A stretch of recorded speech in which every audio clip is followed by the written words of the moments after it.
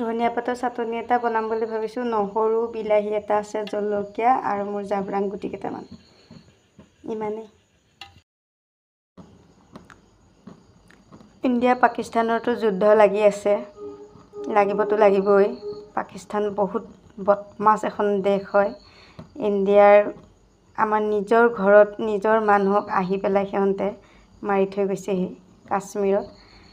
কিন্তু মানে এটাই বেয়া লাগে, আমাৰ ভাৰতৰ সৈনিকবিলাক যে যুদ্ধত যিবিলাক যাব বা লাগি আছে, সিহঁতে যাতে ভালে কুশলে ঘৰত আহক, একো হানি বিঘনি নোহোৱাকৈ পেলাই কুশলমে যেনেকৈ সুস্থ শৰীৰেৰে গৈছে তেনেকৈ সুস্থ শৰীৰেৰে ঘৰত আহক। সেয়ে ভগৱানৰ ওচৰত মই প্ৰাৰ্থনা কৰিছোঁ আৰু সকলোৱে কৰিব যাতে, আৰু হাৰি নাহক, জিতি আহক, পাকিস্তানক পূৰা মাৰি চুৰমাৰ কৰি আহক, এয়ে কামনা কৰিলোঁ। জয় হিন্দ।